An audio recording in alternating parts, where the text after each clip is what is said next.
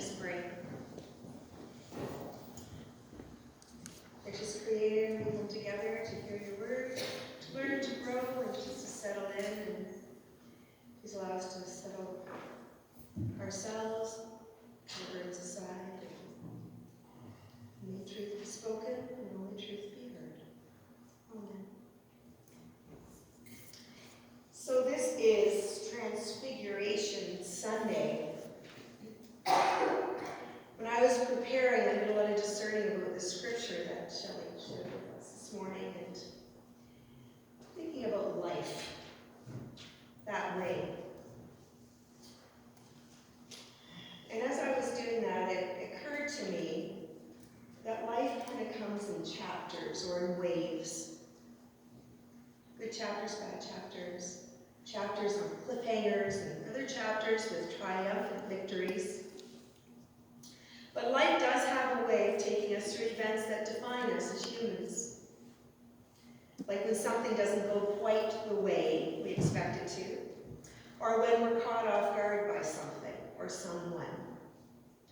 Without perhaps realizing it, these things create change in us, or transformation. We either grow through it or get stuck and find ourselves in the dark void of fear and disappointment. Does that sound familiar? Looking at life as a series of events that leads to opportunities to see ourselves as powerful change agents in society. That's the positive about change. So I spent time reflecting on moments where I could almost imagine that mountaintop moment of transfiguration. Maybe not as dramatic as the light around Christ and then the cloud coming down and the voice of God saying, "He is my child and I'm well pleased with him." But moments where they either launch us forward, settle us in, or take us back a bit. Those moments of transformation. Often we think transformation is a time when there is rejoicing. Sometimes moments of transformation will take us through times of despair and sorrow. But the light waits for us at the end of that transformation. Watching what is happening in the world today invites us to look at our own worlds as well, the transformation of the world. There's never a lack of hot topics to discuss: politics, health issues. You can't help but drive around the city of London and see teachers walking the sidewalks, reaching out for change, standing their ground. People are always looking for ways to move our world forward, but also acknowledge what their needs are in that process. The list is endless. And we have a choice. We can get stuck there in fear and the emotions of helplessness, thinking that there's nothing we can do, or perhaps we can't solve all the global world issues, but there's something we can do as individuals to contribute to the transforming local issues. We are change agents. We can make changes in this world. We can also make changes within ourselves. We get together for worship, but we also enjoy our time of connecting and sharing our views on world issues and catching up on our lives with each other. When I walked in, I saw back in the back room there, I know you have coffee and cookies, and it's nice to see people gather together in community. That's why we gather. We come here to learn, but sometimes we just come because we miss each other. We matter in each other's lives. We make a difference. We support each other through changes. We help each other transform. And we celebrate or be present in moments of transfiguration in our lives. It's thinking about the gathering. And we come here in this beautiful, beautiful sanctuary on Sundays, and some of you come during the week for different groups. But do you find sometimes you're sitting with friends around a lunch table, or maybe perhaps around a table at a wedding with family and friends, and you start talking about your lives? see something, and you go, aha, and it changes us in some way, or changes our perspective. Just something to ponder. Now I know Heather needs a small group here. I lead a small group at Trinity. The people come and go, and then there's the core that come every single month. And I always leave uplifted and feeling like something within me has shifted. We get into great deep conversation about many of those things I mentioned earlier, or about their families and their lives. Perspectives, different perspectives that lead us down this path of constant evolution and change. The troubles that exist in society today become opportunities for us to experience transformations and be the person that helps transform the lives of others by how we show up in their lives. We have the divine power right inside of us to make a difference in our personal world and maybe in the global world a little at a time, one person at a time.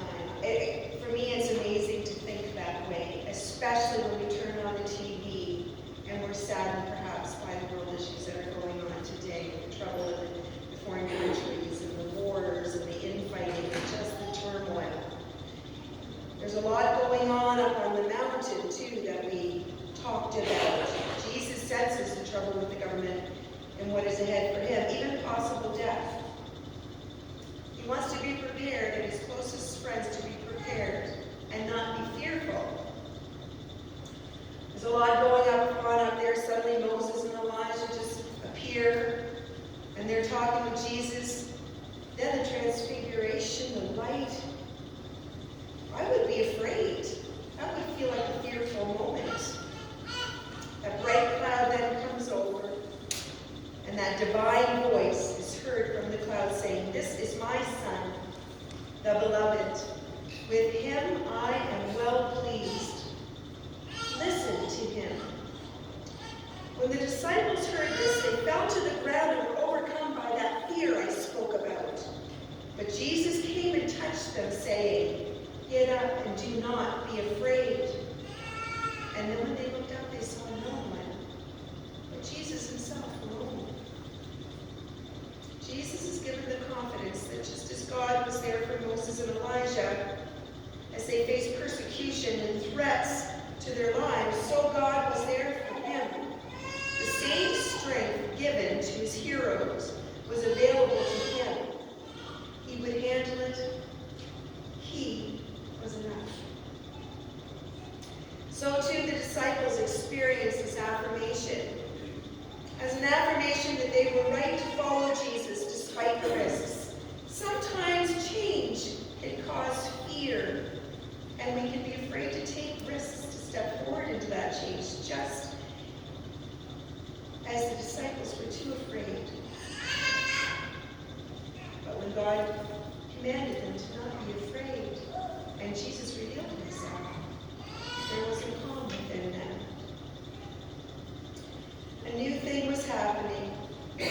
Heaven was breaking out in their troubled world now. In the midst of all the pain and trouble ahead, God was with them now. Things would somehow work out.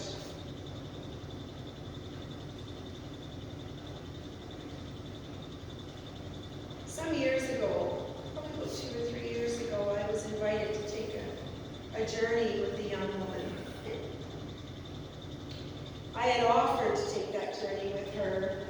It took her about 6 months to accept my offer. And she was traveling through a long, hard, courageous battle with cancer.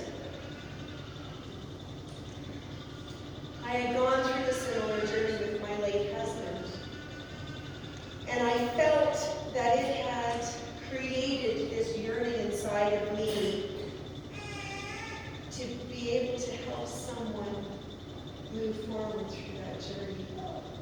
I was grateful for that journey with my late husband, because it had changed me in ways that I could never imagine. To have that ability to feel at home sitting by a bedside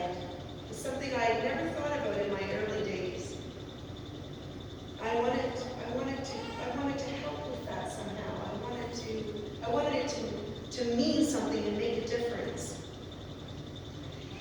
And I thought that I could bring this experience and knowledge to the table and help her partner maybe be able to find some way of looking after himself. He had been faithful in his journey with her. And I just felt that I couldn't explain this nudge or call to be there.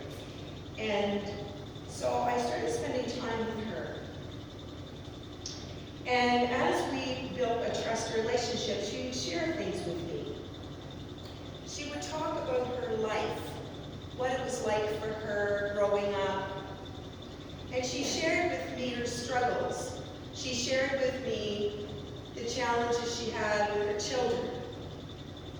Things that were so profound to me that I was just overwhelmed with this knowledge that someone's life can exist the way it existed. And now in her final chapter, what she was experiencing within herself. My immediate reaction when she was sharing was anger. Anger towards other people. Because I loved her so much, how could they dare to treat her that way? But as time went on, and I spent a lot of time learning and growing and discerning, something I had never really given myself that amount of time to do. Again, I was grateful to my late husband who had kind of directed and guided me to that place. I just didn't know that at the time. Sometimes when we just are in the midst of things and we get caught up and we can't see that perhaps that light at the end of the tunnel is going to take us somewhere. And I'm sharing this story because I think this would be a familiar story to most of you that have probably walked a journey with someone that has been terminally ill. And have just shown up because that's where you felt you needed to be.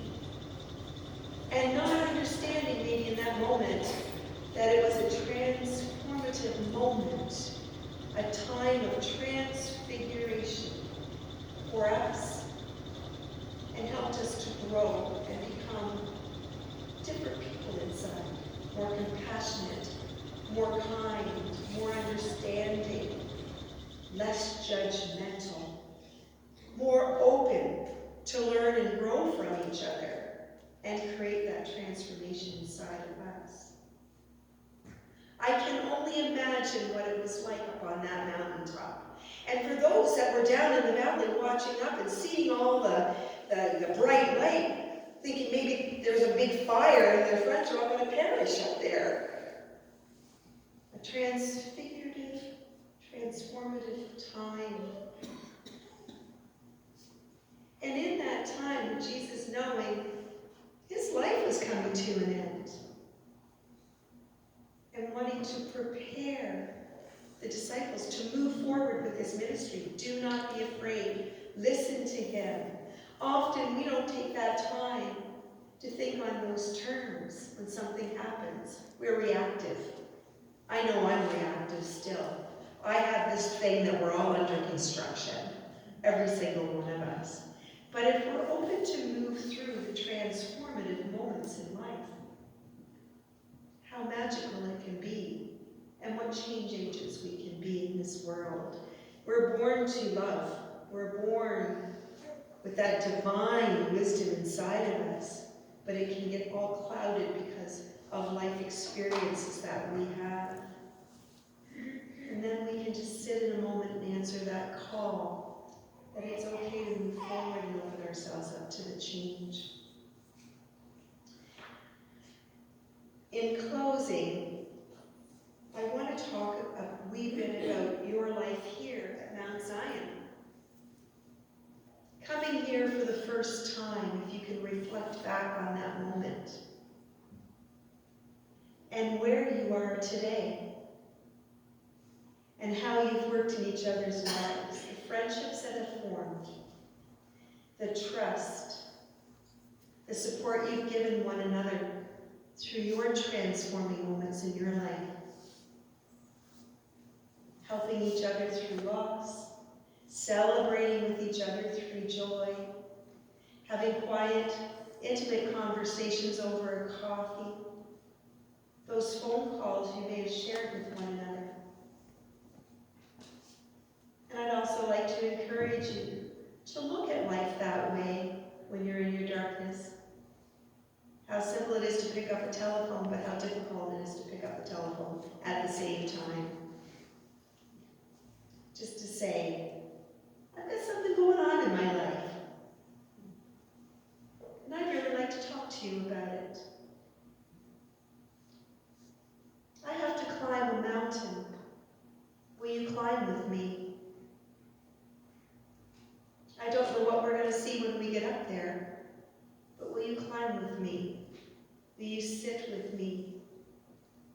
Will you listen to me? Will you be there with me? Will you face fear with me?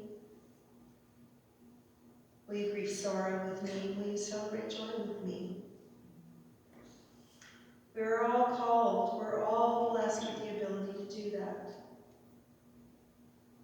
That is the good news that we celebrate on this Transfiguration Sunday. And for that, I say, amen.